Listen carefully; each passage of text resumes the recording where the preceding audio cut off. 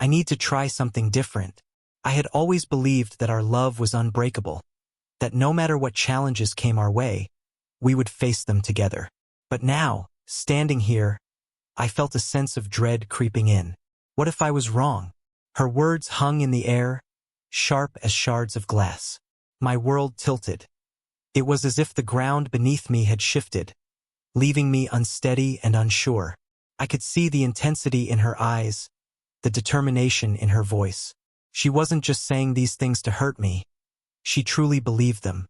This wasn't how it was supposed to be. We had dreams, plans for the future. We were supposed to grow old together, to face life's challenges hand in hand. But now, those dreams felt like distant memories, slipping through my fingers like sand. We were happy, weren't we? I replayed moments in my mind, the laughter, the joy, the love we shared. Were those moments real, or were they just illusions? Had I been blind to the cracks in our relationship all along? She spoke about needing space, about not being fulfilled. Her words were like a foreign language to me, incomprehensible and painful. How could she feel unfulfilled when I had given her everything? Or had I missed something crucial, something that had driven her away? Each word was a punch to the gut. I felt physical pain, as if her words had the power to wound me deeply. My heart ached, my stomach churned, and I struggled to breathe. This was a nightmare, and I couldn't wake up. My wife, the woman I loved more than life itself, wanted to sleep with another man. The betrayal cut deep, deeper than I could have ever imagined. How could she even consider such a thing? What had I done to deserve this? "It's not you, it's me," she said, the oldest line in the book. But those words offered no comfort, no solace. They only added to the confusion and pain. If it wasn't me, then why did it feel like my fault? Why did I feel so inadequate, like a cliché playing out in a bad movie? Except this was my life. My stomach churned, my mind raced. I couldn't escape the thoughts, the questions, the doubts. Was there something I could have done differently? Was there a way to fix this? How could she do this to us, to everything we had built together? The trust, the love, the memories. It all felt like it was crumbling around me, and I was powerless to stop it. I felt like a complete fool. How had I not seen this coming? Had I been so blinded by love that I missed the signs? The shame and embarrassment were overwhelming, and I didn't know how to face the world. Years of love, laughter, and shared dreams felt meaningless. I looked at our photos, the memories we had created together, and they felt like a cruel joke. How could something that seemed so perfect fall apart so easily? My wife, my best friend, had just dropped a bomb on our marriage, and I was left standing in the rubble of my heart. The future seemed bleak, and I didn't know how to move forward. But one thing was certain, nothing would ever be the same again. "If you love someone, set them free," she'd argued, her voice trembling. "If it's meant to be, they'll come back." But what if they didn't? The thought was unbearable. Days turned into sleepless nights.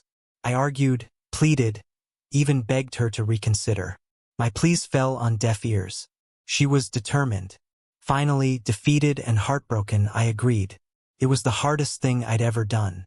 Watching her walk away with that suitcase felt like watching a part of me die. The silence in our apartment was deafening. Every corner held a memory, a cruel reminder of what we'd lost. Days bled into weeks, each one an eternity. I tried to keep busy, to bury the pain. Work consumed me. Friends offered empty platitudes. Nothing helped. The thought of her with him gnawed at me constantly. Anger simmered beneath the surface.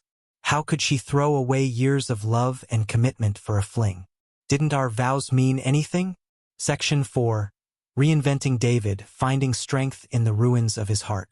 This is a story of transformation, of finding light in the darkest of places, and of rebuilding oneself from the ground up. One day, I looked in the mirror and barely recognized the reflection staring back. The eyes were hollow, the face gaunt, and the spirit seemed broken. It was a moment of reckoning, a moment where I realized how far I had fallen. I was gaunt, haggard, a shell of the man I used to be. The weight of my past mistakes and regrets had taken a toll on me, both physically and mentally. I felt lost, adrift in a sea of my own making. That's when I knew something had to change. I started small. I joined a gym, ate healthier, reconnected with old friends. Each small step felt monumental, like I was reclaiming pieces of myself that I had lost along the way. Slowly, I started to feel a flicker of life returning. I focused on myself, my well-being, and my mental health. I began to jog in the park, meditate by the lake, and find solace in the simple joys of life. I poured my energy into my career, my passions, and the things that once brought me joy. I found that by immersing myself in work and creative pursuits, I could slowly rebuild my confidence and sense of purpose. I rediscovered my love for photography, a passion that had been buried under the weight of my struggles. The way the world looked through the lens, capturing moments in time, brought a new perspective to my life.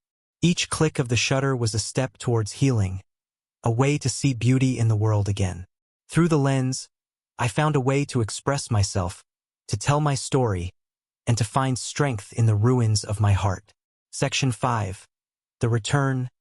A knock on the door, a plea for forgiveness. Just when I'd started to move on, to rebuild my life, she came back. It was a quiet evening, the kind where the world seems to hold its breath. I was lost in my thoughts, contemplating the future, when the knock echoed through the house. Standing on my doorstep, tears streaming down her face, she looked smaller, fragile. Her eyes, once full of life, now seemed hollow, filled with regret and sorrow. It was a sight that tugged at the strings of my heart, yet I remained rooted to the spot, unsure of what to say or do.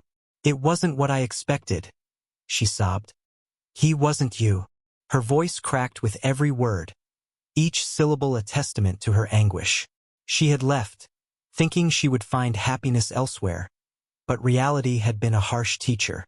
The irony wasn't lost on me. I had warned her, tried to make her see that what we had was special, irreplaceable.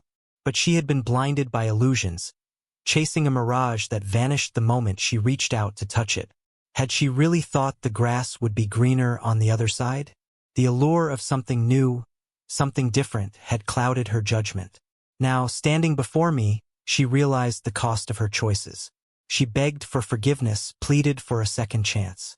Her words were a torrent of desperation, each plea more heart-wrenching than the last. She was on her knees, a picture of despair, hoping for redemption. She said she'd made the biggest mistake of her life. Her voice was barely a whisper now, choked with emotion. She clutched at her chest, as if trying to hold together the pieces of her broken heart. But some wounds cut too deep, leaving scars that never truly fade. I looked at her, feeling the weight of the past pressing down on me. Forgiveness is a noble thing, but some betrayals leave marks that time cannot erase. The pain, the betrayal, it all came rushing back, and I knew that some things could never be undone.